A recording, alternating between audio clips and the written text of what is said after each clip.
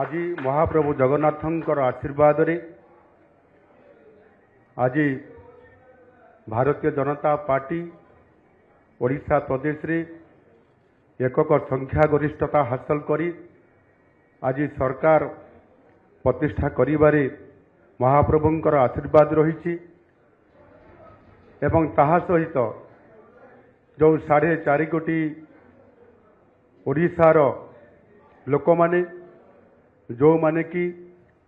एथर परिवर्तन करिवार जो संकेत देइथिले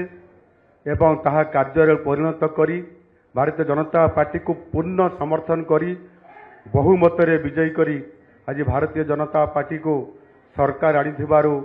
से 4.5 कोटी ओडिया को मोर कोटि कोटि प्रणाम जनाऊछि धन्यवाद दूची एवं आज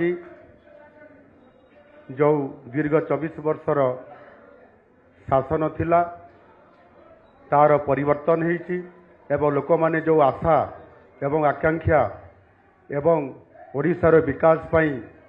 जेबड़ी भाव रे भारतीय जनता पार्टी प्रति आस्था प्रकट करिसंती निश्चित भाव रे भारतीय जनता पार्टी आगामी दिन रे ताकू संपूर्ण भाव रे पूरण करने सहित ओडिशा को भारत वर्ष रे